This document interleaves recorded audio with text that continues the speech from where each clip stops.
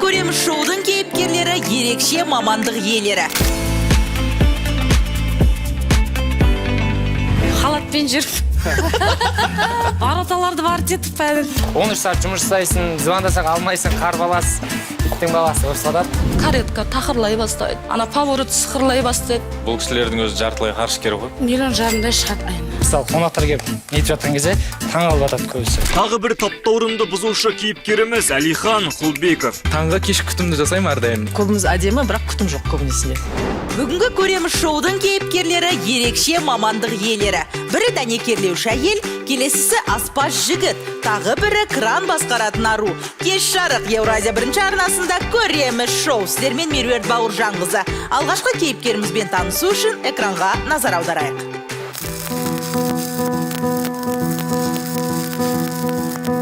Темірден түйін түйген бұл арудың есімі Ғазиза Рысқұлова. Ол 17 жылдан бері дәнекерлеуші болып жұмыс істейді. Кейде ерлердің өзі ықылас таныта бермейтін бұл мамандықты таңдауға Ғазизаның анасы себепкер болыпты. Өйткені мамам да осы саланың, бірақ дәнекерлеуші мамандығында болған жоқ, бірақ соларға қатысты жұмыс жасаған болатын. Сол кезде мамамның айтатыны ғой енді. О, сварщиктен айлығы көп деп. Сол кездің өзінде 2007 жылы, 2007-де оқыдым, сол 2004 жылғы әңгіме бұл. Ғазизаның айтуынша, ол 36 ер адамның ортасында жалғыз қыз болып білім алған. Сол кездің өзінде оқ бойы оза шауып, компаниялардан сұраныс алып жүрген. Ендеше студиямызға ерекше мамандық иесі Ғазиза Рысқұлованы шақырайық.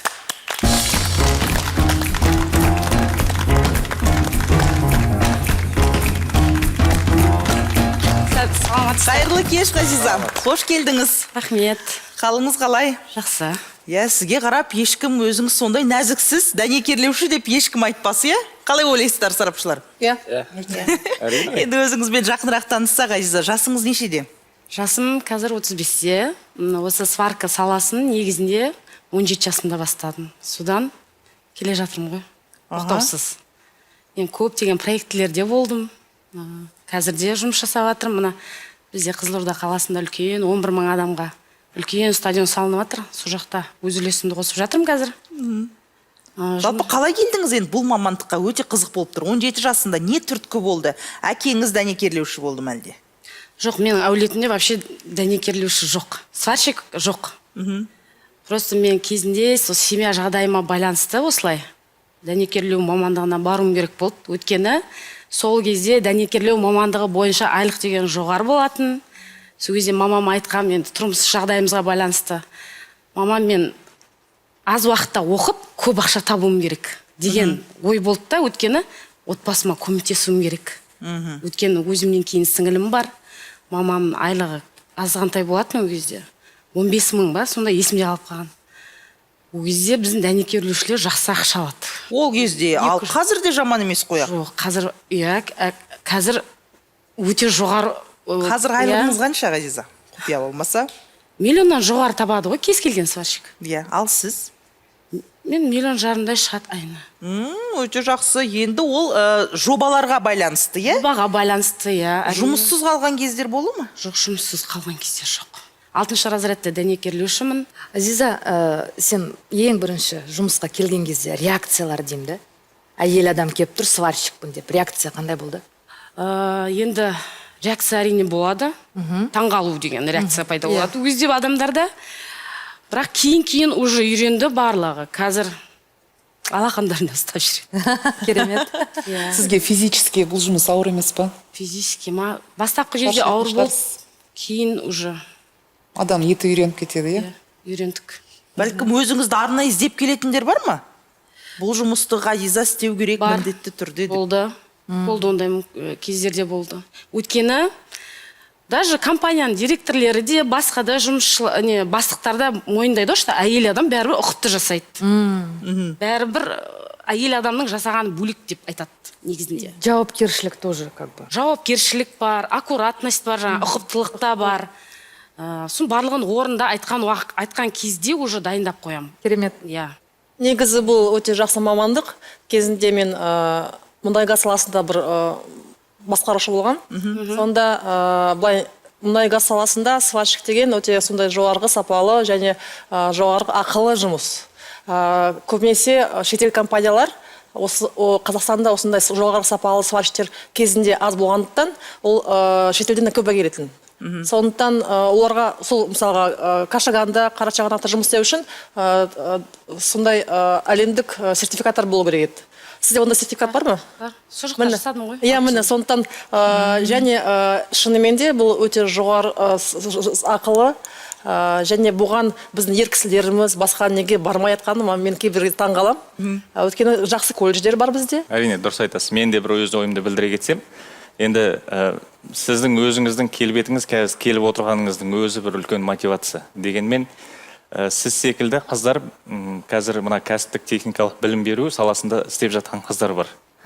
Менің өзім көз алдымда біздің жаңағы кәсіптік оқыту колледжімізде, сол жерде сіздер секілді сварщикте дәнекерлеу ісінде 2 қыз жұмыс жасайды бізде. Елімізде мемлекет басшымыз биыл 2025 жылы жұмысшы мамандықтар жылы етіп аталып әзірлеп, сол аталып атқаны бәрімізге мәлім, және биыл көптеген үлкен гранттар бөлінеді. Ал сіздің компанияңызда, Ғазиза, бар ма қыз балалар осы дәнекерлеуші істеп жүрген? Менің енді көбінде жұмыс жасайтын жерлерім, былай негізі дәнекерлеуші қыздар бар шығар, цехта, неде, да, мүмкін бар шығар.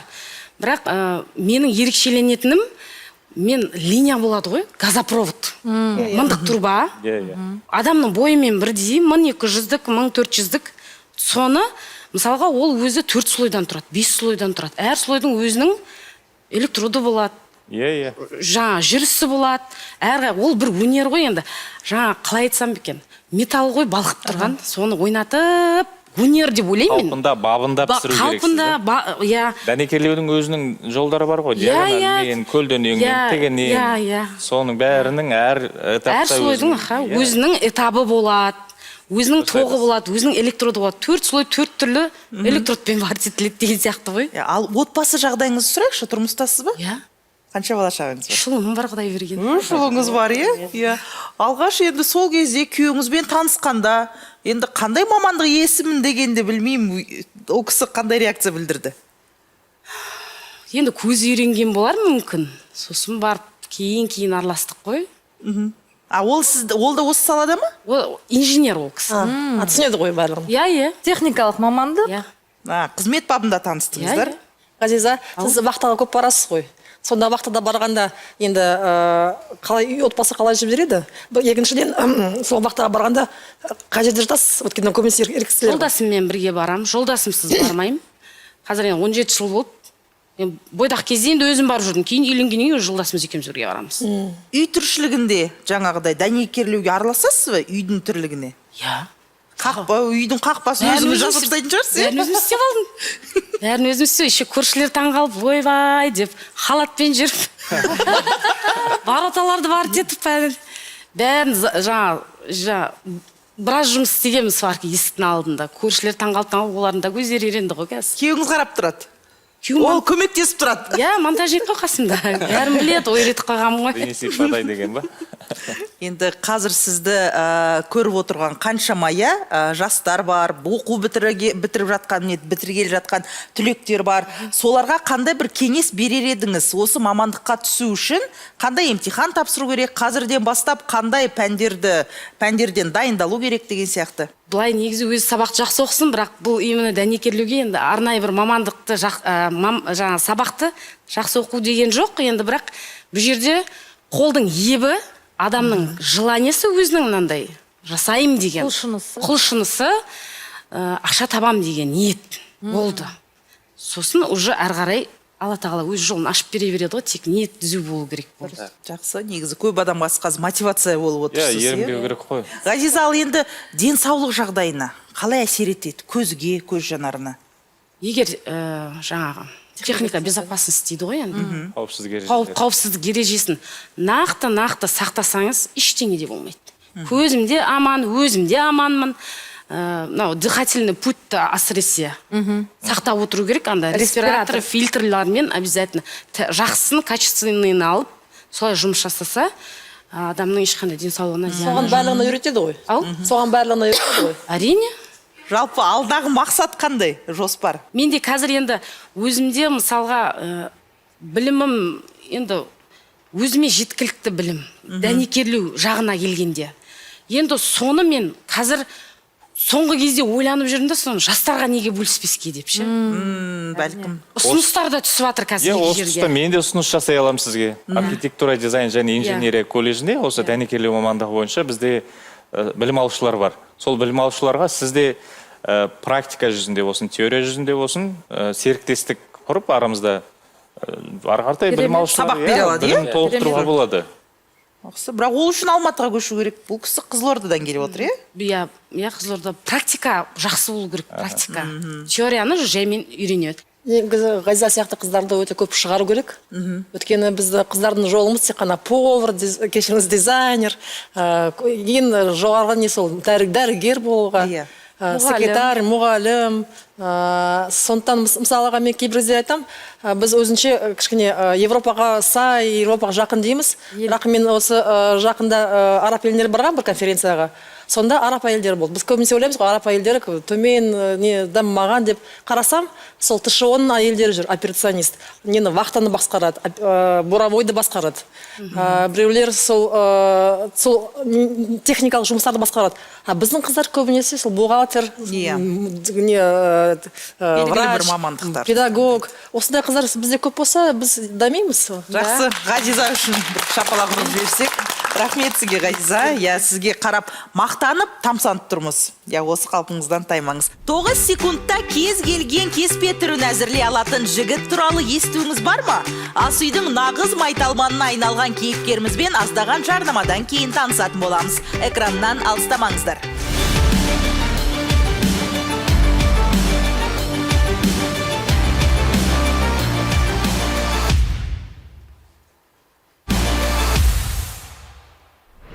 Ол 21 жасында лағман созудың шебер атанған. Бүгін біздің студиямызда Жанары Серікұлы қыз келіншектерге арнайы мастер-класс көрсетпек. Ортаға шақырмас бұрын бейнематериалға назар аударайық.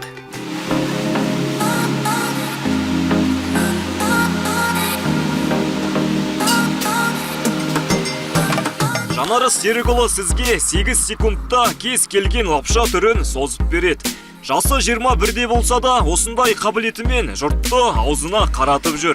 Желі қолданушыларына лапша бала есімімен танымал. Өзімнің әпкемен бәстесіп жасап видеоны салған болдым интернет желісіне. Сол арқылы танымал болдым десем өтірік емес. Әпкем айтам, мен 20 минутта лағман тесаң дайындап берем, айрым қор деймін. Ол кісі айтады, мен сенбеймін, мен бір күнім етеді дейді. Ол мен только менің әпкемде ғана емес, ол бүкіл жеңгелерімізде, әпкелерімізде болып жатқан проблема.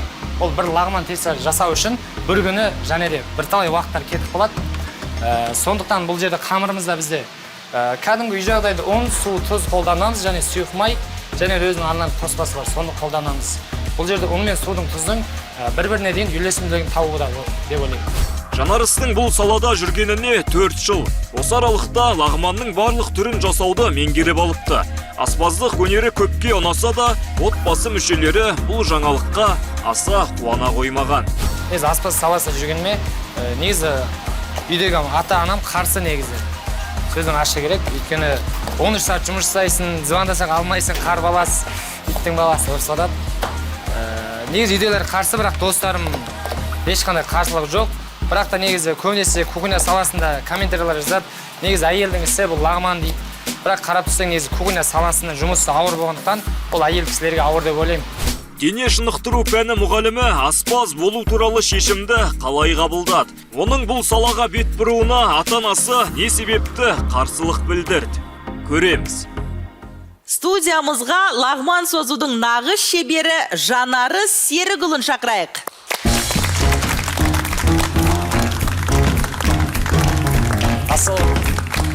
Сәлем, Жанарыс. Қош келдіңіз. Қош көрдік, рахмет. Арнайы Астана қаласынан келіп отыр, Дәл сол қателеспесек. Қалай Астана, суық па? Аяз, суық. Осы салаға сен келгеніне 4 жыл болды, е? Жоқ, 4 жыл болғанда бұл жерде мен 2021 мектепте дедім. Сөз Алматы қаласының Абай атындағы ұлттық университетке дене шынықтыру пәнінің мұғалімі оқуға түстім. Сол жерде қосымша жұмыс істеп жүрдім, даяшы жұмысын. Сол кезде повар ағаларға қызықтым. повар ағаларға қызып жүріп сол кезде кухня саласына кіріп кеттім. Сол кезде кухня саласындағы ағалармен үйреніп жүрген кезде бір жағдайларға байланысты оқудан шығып қалдым да. И сол кезде 18-ге толған кезімде кухня саласында 3 ай 4 ай жұмыс жасадым. Сол кезде енді үйрене бастаған кезімде армияға кетіп қалдым, әскерге. Әскерден келген соң тағы жалғастырдым. Бірақ таза алатын болсақ, кухня саласында жүргеніме 1,5 жыл болды. 1,5 жылда өте жоғары нәтижеге жеттің. Шын мәнінде мінекей. Арамызда тағы аспаз отыр, өзің айтып жүрсең, Ердәулет, негізі өте жоғары нәтиже ғой. Жоғары нәтиже, мен өзім 9 жылда істедім. Өзім, бізге де көп осылай негізі официант болып келеді, немесе райнер болып келеді. Бізге қызығата көптеген балалар аспаз болып отыр өзің сияқты. Негізі жақсы мамандық. Ер адам, ең мықты аспаздар ер адам болады дейді ғой, келісесіздер ма?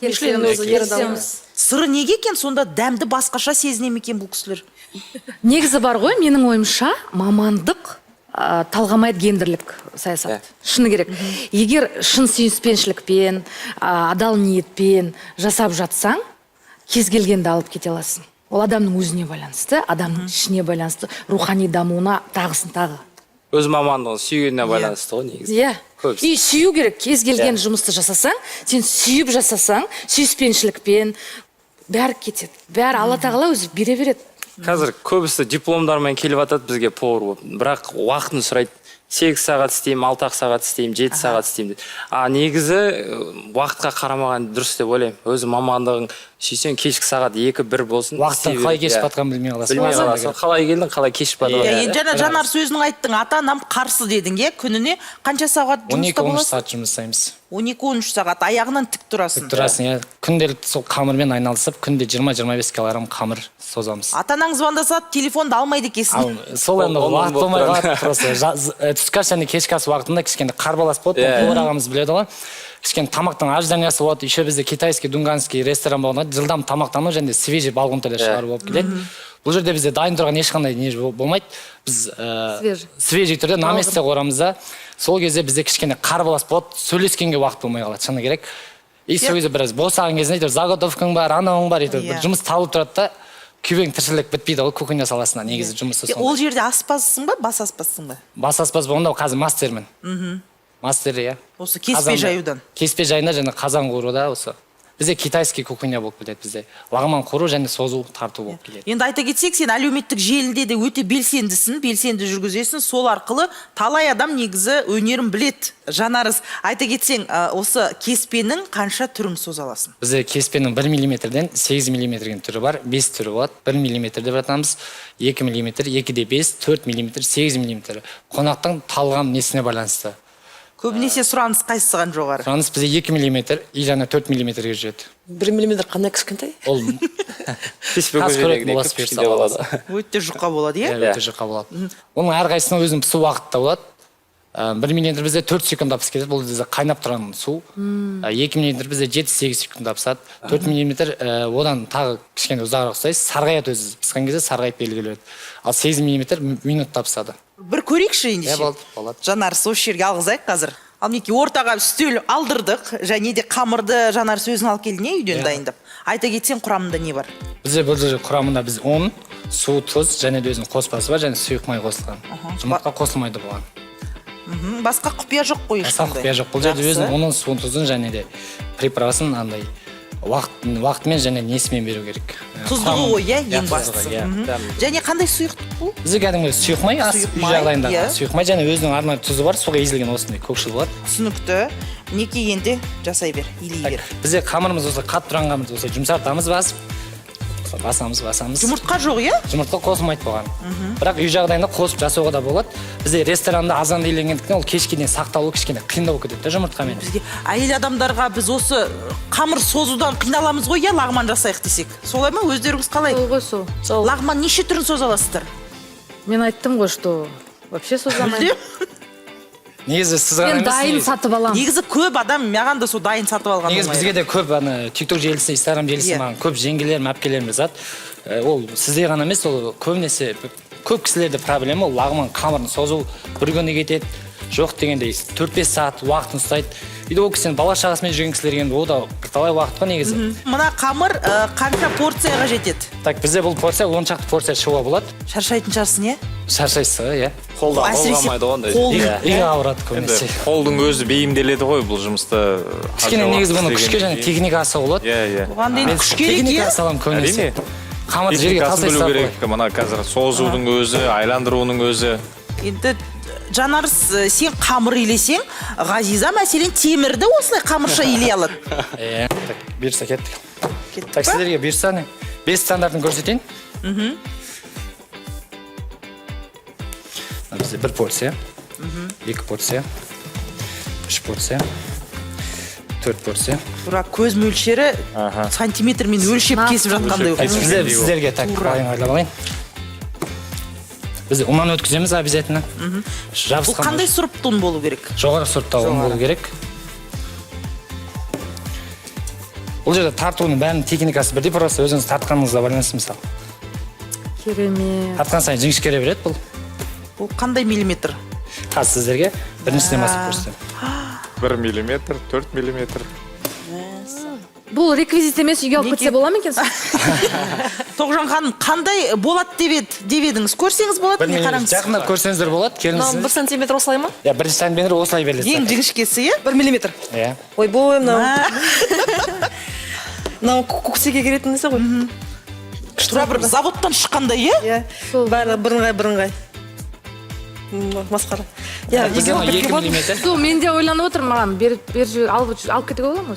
Енді оны қалай келісесіздер өздеріңіз? Ан-2 болдық, келісетін сияқтымыз ғой. 2 миллиметр. Бұл 2 миллиметр. Бұл көбінесе лагманның қай түріне? Қазір көрсетемін сізге. Осының барлығын сонда сіз 1,5 жылда игеріп шықтыңыз ба? Иә, қазір істеп жатқан ба 1,5. Мына бізде арши. 2,5, лагман тесте бізде арши. 2,5 миллиметр. Жүреді. Бізде 4-шісі жуай деп атамыз, 4 миллиметр. Кәдімгі даширак неміз. 4 бұрыштау шығатын ба бұл? Иә. Паста альфреда деп атады ма, европейский. Паста. Солардың несіне тестасына беріле береді. Негізі, Жанагүл? егер әйел кісілеріміз, әпке жеңгелеріміз егер өзіне ынтасы болса, кез келген тамақ қолдан жасай берсе. Машинкадан өткен сияқты болып тұр ғой? Керемет прям. Я пісірге уақыттарын азайтып салады, как көбінде пастада альденте түрі болып келеді ғой. Мынау дегенім. Сол сияқты, иә. Сөз жоқ. Бізде мысалы қонақтар келіп нетіп жатқан кезде таңғалып жатады көбісі. Ал не біз. Енді олар сіздің жасап жатқаныңызды көрмейді ғой. Иә. Сондықтан олар жаңағы машинкадан өткізілген деп ойлап қалуы мүмкін. Ал егер қолдан шыққанын көрсе, тіпті болды қой, міне 5 түрі. Көрініп тұр ма сіздерге? Көрініп тұр. Неке, осындай өте керемет. Шеберлік. Жанарысқа бір қошеметтеп қояйық.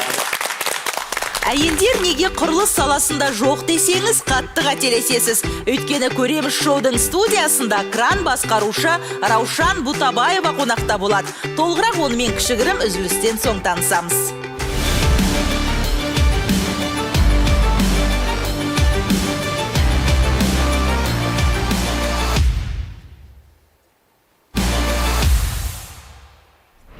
Эфирде көреміз шоу. Келесі қонағымызбен толығырақ танысу үшін алдымен экранға зер салайық.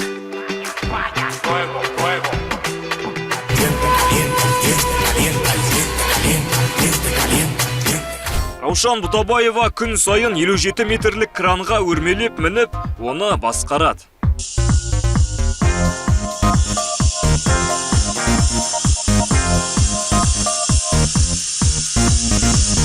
Қызметі құрылыс орындарында ауыр металдарды жоғары көтеріп беру. Осылайша 7 жылдық жұмыс барысында Астанадағы көптеген нысан салуға ат салысқан екен. Болашақта Астананың жарты бөлігін мен көтергенмін деп немерелеріме мақтана айталам дейді ол.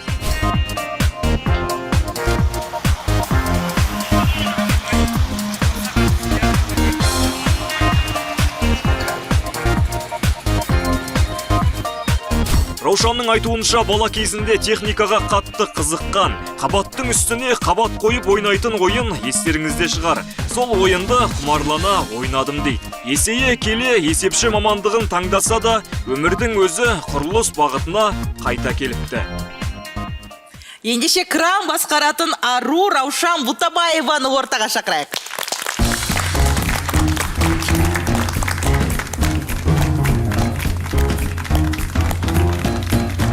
Қайырлы кеш, Раушан. Қалыңыз қалай? Жақсы, шүкір, саламатсыздар. Раушанды да ешкім кран басқарады деп айта алмаймыз, иә? Иә. Айта кетсеңіз, Раушан, бұл мамандыққа қашан келдіңіз? 2012 жылы 22 жасында келдім. Қазіргі жасыңыз? 35. Алла бұйыртса февральда 35-ке толамын. Сол арасында енді тұрмыс құрдым, бала таптым дегендей, жалпы жұмыс тәжірибем істеген 7 жыл болады, алла бұйыртса осы 2025-те. Қалай келдіңіз? Не түрткі болды? Әр нәрсеге бір нәрсе түрткі болады ғой. Бұл салаға келуіме ағам себепші, ол монолитчик болып істейтін құрылыста. Соның қалауым, соның айтуымен, соның қолдауымен келіп қалдық жұмысқа. Негізі өзім білмейтін, бұл құрылыс саладан хабарым жоқ қой. Бірақ бала кезімде техникаға қатты қызығатын. Үйде банағы поляда өстік қой. Сол кезде техникаларды қозғап, кішкене біз нелі болатын, енді техникаға жақын болатын. Соны ағам білгеннен кейін енді айтатын ғой, банағы сен бәрібір икемің бар, сен жұмыс жасай алатынға, игеретіңе сенемін деп та. Сонымен сол сенімді ақтау керек болды. Бір жағынан өзіме қызық болды. И келген соң осы салаға қатты ұнады ғой жұмыс. Қызық. Арнайы білім алдыңыз ба? Иә. Оқыдыңыз, иә? Иә, Астанада. Үш комбинат деген неде оқыдық, сол банағы 3 ай сертификат нелерін алдық, банағы. Өте таңғаларлық шын мәнінде, иә? Жаңа өзіңіз биіктен қорықпайсыз ба? Биіктен қорықпаймын негізі. Бірінші тәжірибе алмасқан банағы барған жерім 44 этаж болды да. И мен ойлағам енді төбеге қарап тұрып, ай осы жарты жылдан қайтып кетем ау деп. Жоқ, до конца, өйткені анау азарт болып кететкенде адам өзі ұнаған кезде кетіп қалады екен ғой, ұнаған затына прям арғай дальше қалай осылай солай жұмыс тартып кетті, солай істеп. Ең биігі сол болды ма, 44 қабат? Ең биігі сол болды менің өзім бағындырған кран. Одан кейін основном сол кладкада жүрдім, кірпіш саласында салатын үйлерде. Оларда 12 этаж, 17 этаж, сондай 15. Сіз үшін былай ойнап істейтін үйреншікті биіктік, е? Иә, конечно, ол уже үйреніп қалдық қой. Вообще қорқыныш болмайды онда. Қалай көтерілесіздер? Лестницамен. Былай көтерілеміз. Күнделікті бұл физикалық жаттығу ғой? Күнділікті. Астанада жел болғанда. Жел болғанда ол кезде уже өзінің көрсеткіші бар. Біздің қазгидромет сол жібереді бізге ауа райын болжап, сонымен жұмыс жасауға. Желдің минутына неше метрге соғады, соған байланысты қазгидрометтің ұсынысымен жұмыс жасайтын болып тұрсыздар ғой сіздер? Иә, қазгі. Сонымен 15 метр секундында біз уже жұмыс тоқтатамыз. Енді желдің де өзі нелесі болады ғой, енді бана полосасы болады ғой, ұратын. Иә, қай жақтан біздің полосада ұрмай тұрса, енді ақырындап түстеуге болады деген сияқты. Бірақ енді желательно уже 20-да тоқтатылады полный. Осы уақытқа дейін қанша осындай нысанға өз үлесіңізді қостыңыз? Енді прям нақты санаған жоқпын, бірақ 15-тей бар. 15-тей тұрғын үй. Әлеуметтік желіден жиі көреміз, әсіресе Астанада мына крандар құлап жатады, осындай қауіпсіздік шаралары сақталмай жатады, зардап шегіп жатады. Сондай бір жағдайлар болды ма өміріңізде, тәжірибеңізде? Енді адам болғаннан кейін 12 жылда жүргеннен кейін болады ғой, бірақ Алла қағады ғой. Тем более темір өзі қасиетті ғой, сезеді да адамды и сезіндіреді дегендей. Өзі сондай жағдайлар болатын кезде өзі андай ауырып қаласың, какой-то образым өзі сондай қағады Алла. Бір Аллаға сеніп істеу керек и темірді жұмысыңды сүю керек та. Сол кезде сезіндіреді, қағады. Ол бар. Шынба ғайыза? Бар. Қалай сонда? Ондай бізде де болады. Темір кәдімгі сезеді адамды. Өйткені басқа, мысалы мен орныма басқа адамды қойып кетемін ауырып қалғанда бір аптаға. И ол кезде ол двигатель жағып жібереді. Бывает вот прям бағынбай қалады да кран.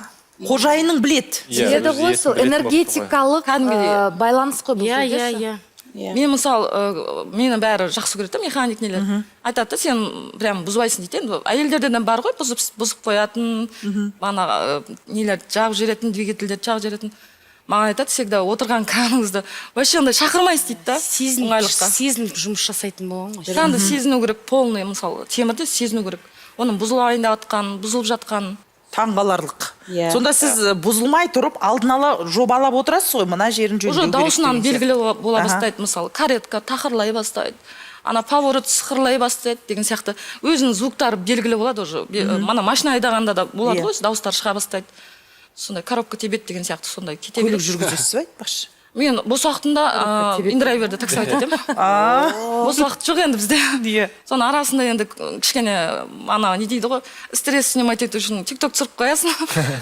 Қарап отқан кезде, клиент қарап отқанда, или бір жұмыс тоқтап тұрған кезде деген сияқты. Отбасыңыздың көзқарасы қандай сіздің осылай кран айдап, енді биіктікте жүру оңай емес қой? Енді ағам қолдап әкелді, үйде әкшеме айтты, олар қолдаймыз деді енді бізге. Маған әкшем де, ағам да, үйдегілер де бәрі сенім артады. Қолынан келеді деп үнемі қолдап отырады. Әліге дейін қолдайды. Солардың арқасында, солардың дұғасының арқасында аман есен жүрмін, жұмыс жасап. Ергісіндер қалай қарайды?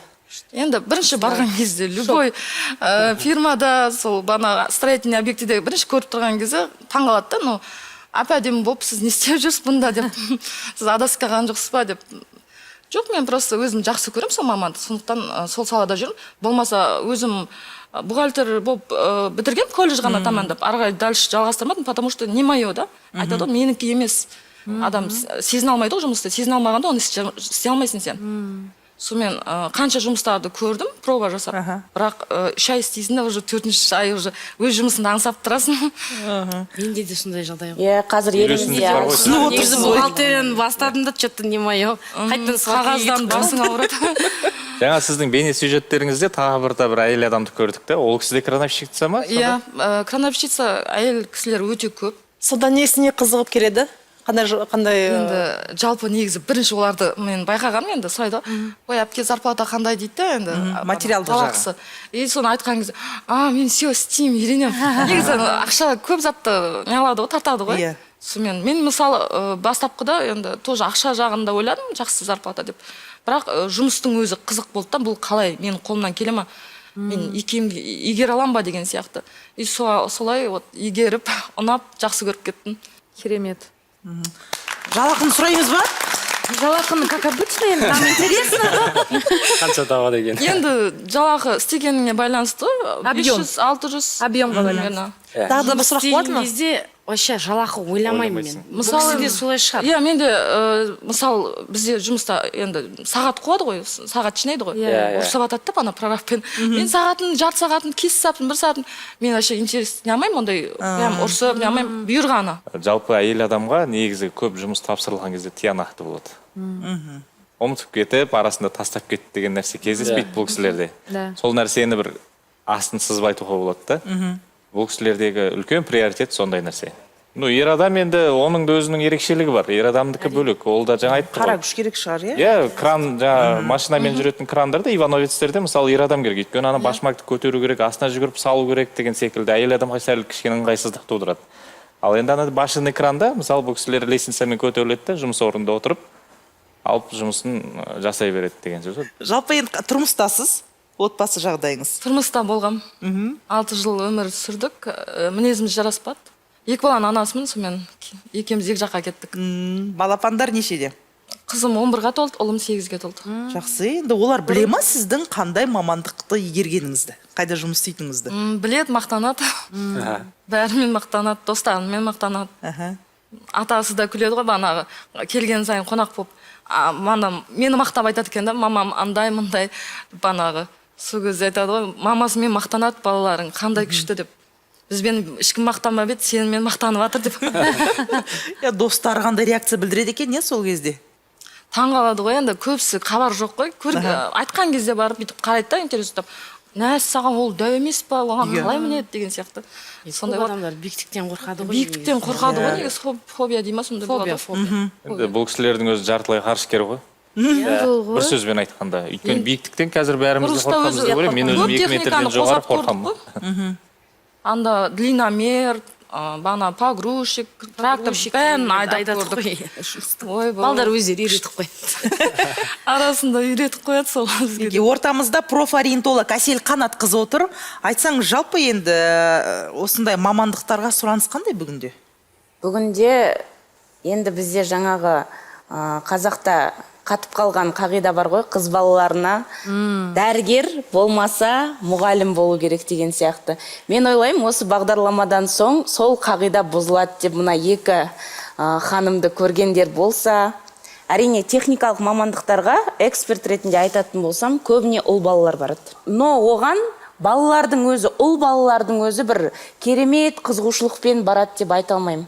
Енді қазіргі таңда профориентолог мамандығы енді біздің елімізде дамып келе жатқан мамандық қой. Енді ғана мына осы соңғы 3 жылда деп айтайын. Аяқ алып келе жатыр. Аяқ алып, ата-аналар жаңағы балаларының болашағына алаңдап, балам ертең мысалға менің таңдауым болып, ары қарай оны менің балам оқымай қойса не болады деген сияқты көп сұраныспен, сұрақпен ата-аналар келеді. Мен өзім Шымкент қаласынан нағыз осы балалардың түлеп ұшып оқуға түсер жерінде жұмыс жасаймын. Басында келген кезден біршама бала мамандықтарын өзгертеді. Өйткені мамандық емес, мамамдық деп түсіндірейінші, ата-ананың таңдауымен келеді біршама балалар. Кейін өзі уже оқиды, көреді, жаңағы өзінің қызығушылығы болмағаннан кейін, міне мына жігітіміз жаңағыдай дене шынықтыру мамандығын ата-анаңыз қалап түсірді. Ата-анам. Солай жалғастырмаймын деп өзінің мамандығын таңдайды. Қазір енді мен қуанам, Қазақстанда осы мамандық дамып келе жатыр, мектептерде штаттамыз, штат ашылып, арнайы балаларға кәсіптік бағдар беру бойынша жұмыстар жүргізілуде. Ал бірақ енді бұрынғы түлектердің 70-80% негізі өзінің мамандығымен жұмыс жасамайды ғой, оны жасыратыны жоқ. 100% кез келген адам әмбебап. Нені оқысаң да сен, егер ішіңде жанып тұрса, мысалы үшін, алайыншы сен, жасағың кеп тұрса, именно кухня, аспаз, сен оны жасай бересің. Жасай бересің. Келесі сенің жаңағы алған қағазың, корочкаң, ол керек, ол жата берсін. В любой момент сен барып мұғалім де бола аласың. Дұрыс па? Потому что сен 13-12 сағат аяқта тұрып, тіптен тұрып, ол сенің жаңағы физикалық шынығуыңа тікелей әсерін берді. И біреуіне ешқандай не жоқ, кедергі жоқ. Дұрыс айтасыз. Эфирде көреміз шоу, бет терісіне күтімді қалай жасау керектігін білгіңіз келсе, экраннан алыстамаңыздар. Аздаған жарнамадан соң қайта қосыламыз.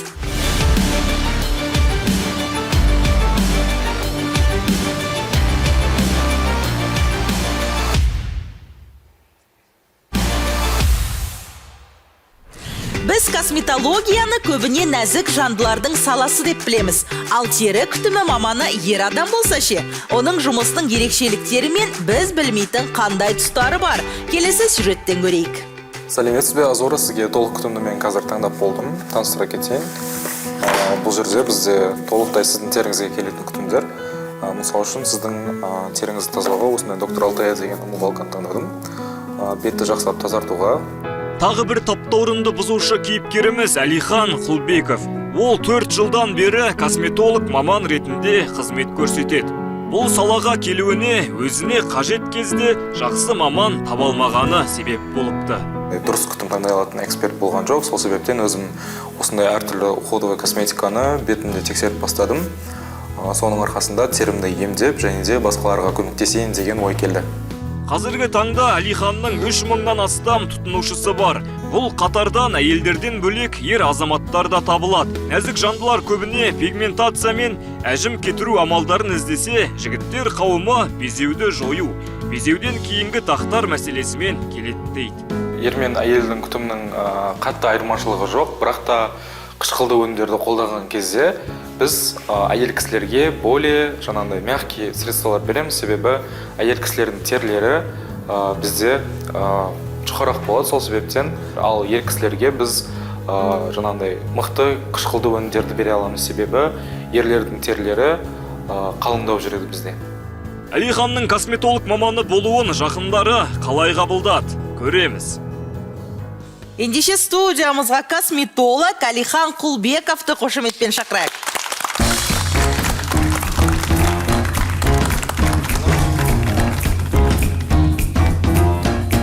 Қайырлы кеш. Қайырлы кеш. Қош келдіңіз. Алдарыңыз қалай? Керемет, барлығы өзіңізде. Менде барлығы жақсы. Тура сізге қарап бетіңіз жылтырап әдемі болып отырсыз ғой, теп-тегіс боп, қыздар қауымы біз қызығып отырмыз сізге. Құпияңызбен бөлісіңіз енді. Әрине. Негізінде бет күтім саласына мен өзімнің мәселем бойынша келгенмін. 7-8 сыныпта бетім өте қатты мәселе болды. Безеу. Ол кезде бізге ешкім үйретпейді ғой, беттеріңді кәдімгі сабынмен, кір сабынмен жуа беріңдер деп айтады. Соның арқасында енді бетімнің қорғаныш барьері бұзылған, қорғаныш қабаты. Енді оны қазір өзім эксперт болғаннан кейін түсініп жатырмын сол кездегі қателіктерімді. Және де сол кезден бастап менде бетімде кәдімгідей проблема бола бастады, жаңа кадрлардан көргендеріңіздей. Сол уақыттан бастап өзім кәдімгідей комплекс ұстап далаға шыққым келмей карантин кезінде болды да ол негізінде. Сол кезде негізі қызығып бастадым. Өзім басында дерматологтарға барып көрдім, қаралып көрдім. Негізінде бізде енді әртүрлі салаға бөлінеді ғой. Дерматолог, косметолог. Негізі менің салам именно эксперт. То есть менде үй күтімін өзім талдап беремін, және де именно мысалы үшін сіздің өзіңізге тек қана жеке күтім таңдап беремін да, сіздің теріңізге келетін. Ал әртүрлі теріге біз әртүрлі күтім таңдаймыз. Ол үшін анализдер тапсырып бару керек пе? Негізінде өзіңіз бетке қарай көресіз. Бетке қарай негізінде. Себебі біздің қолданатын өнімдер ол наружын жағылады да, тек терінің сыртына жағылғандықтан. Вот негізінде бізде аппараттар да әртүрлі аппаратуралар болады, негізінде әртүрлі пигменттердің жаңағындай қалыңдығын көру үшін.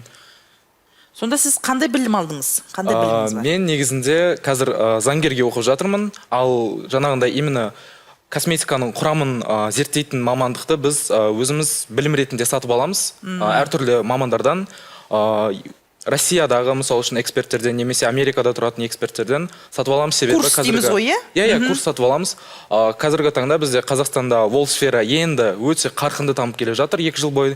Сіз клиенттерді қабылдайсыз ба? Әйел адамдар келе ме? Әйел адамдар, ер адамдар келеді негізінде көбінесе. Мәселемен келеді, сол мәселелерді мен әрдайым шешіп, көмектесуге тырысып, әрдайым адамдарға көмегім тиеді негізінде. Көбінесе, қандай мәселемен келеді? Көбінесе ер балдарда бізде бетінде проблема болады, жаңағындай қабыну, немесе қазір именно подростковый периодта бізде высыпание көбірек болады. Безеу, иә? Безеу болады, Безеу негізінде терінің жаңағындай подростковый уақытта бетте қатты майлылық болады да, соны дұрыс тазаламағандықтан беткі қабаттағы жиналған май жиналып бізде жабық комедондар, немесе жаңағы безеулер сияқты әртүрлі формада шығады. Ал акне дейсіз ғой, акне бізде көбінесе генетика жағында белінеді. Менде өзімде генетика арқылы берілген 3-ші стадияда болды да менде акне. Соны мен өзім күтімнің көмегімен негізі емдедім. Генетикамен берілсе де оны емдеуге бола ма сонда? Емдеуге болады, бірақ әрдайым ремиссияда ұстап отырамыз. Питанияны жөндеу керек. Соки, жаңа кирешки, газировка, тамақтану. Нутрициологтың жұмысы тоже керек, да? Өмір салты да өте маңызды. Сіз мәселен өз бет терісіңізді қалай күтесіз? Неден басталады күтім? Таңғы кешкі күтімді жасаймын әрдайым.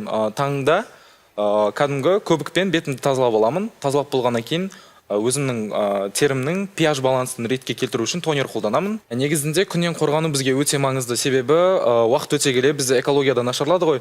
Сол себептен күннен қорғану, осы айналамыздағы окружающая среда деп айтады ғой, содан да қорғану өте маңызды. Мысалы үшін бет күтімін бізде көбісі жаңағындай әйел кісілер жасау керек деп қабылдайды да. Ал менің түсінігім бойынша, және де мен өзім қалай адамдарға ұсынамын, сіз мысалы үшін жаңағындай тағамдар жедіңіз, одан кейін тісіңізді тазалайсыз ғой 3 мезгіл. Сол секілді бізде далада жүреміз, ал далада бізде көліктер бар, әртүрлі жаңағындай темекінің нелері болады, әсерлері болады, әртүрлі жаңағындай бізде ауада жүрген микробтар көп. Ал біз жаңағындай кешке келіп, мысалы үшін бетімізді жақсылап тазалап болған күтім жасамасақ, қазіргі таңдағы экологиямен бетімізді құртып алуымыз өте жылдам да. Жалпы осы бет күтіміңізге бір күндегі неше уақыт кетеді? Негізінде көбісі ойлайды, көп кетеді деп, бірақ өзіңе ыңғайлы қылып алсаң, 15 минут отырып, максимум бір 3-4 минут, 5 минут кетеді. Күніне? Таңертең 3-4 минут, кешке келген кезде, ол кезде енді біз SPF-ті шешу үшін бір өнімді қолданамыз, кейін көбікпен жуып алғаннан кейін өзіміздің мысалы үшін мәселемізге қарай, немесе терімізді қандай нәтижеге жеткізгіміз келгеніне қарай активный серумдарды қолданамыз. Олар сары сулар, сары суларды жағып, және де оны креммен закреплять етеміз, и все. Қыздар, біздің арулар, нәзік жандылар қалай өздеріңіз бет күтіміне назар аударасыздар ма? Бет күтімін жасайсыздар ма? Уақыт бар ма? Далада жүреді ғой, бұл кісілерге міндетті түрде жасау керек. Судя по фейсу, екеуі де нормально. Өте жас көрінеді. Бірақ 25-ке көрінеді ғой? Сол ғой, жас көрінеді. Уход жоқ. Аса қатты емес. Уход жоқ. Жаңағыдай сабынмен жуамыз, мицелляркамен сүртеміз, ночной крем жағамыз болды. Дневной или SPF болды. Мен мысалға өз-өзіме 26-тан бастап қарастырамын, мысалы осы уход барлығы бар, қазір 53-ке кеттім. Тоже ұқсамайды. Біздің қазаққа енді ондай көп көңіл бөлмейді. Шынымен де бәріміз көбіміз әдемі, бірақ күтім жоқ көбінесінде. Алихан, сіздің бастамаңыз өте керемет. Мына жақта мамандықтың жалпы жыныс талғамайтынын мына бүгінгі біздің кейіпкерлеріміз сол түсінікті түгелдей жойып отыр деп мен айта аламын. Және біздің мына профориентолог мамандардың да басты миссиясы сол. Кез келген мамандықты сүйіп махаббатпен жасасаң, ол жұмыстан нәтиже шығары сөзсіз. Сіздерге сәттілік тілейміз. Құдай қаласа, бұдан да биік жетістіктерге жетіп, өз жаңағы бағыттарыңыз бойынша еліміздегі алдыңғы қатарлы мамандар болып жүрулеріңізге тілекшіміз. Рахмет. Бүгінгі бағдарлама осымен аяқталды. Ең бастысы, өз ісіңізге берік, мамандығыңызға адал болыңыз. Сіздермен бірге болған Меруерт Бауыржанқызы, бауырымыз бүтін, жанымыз аман болсын.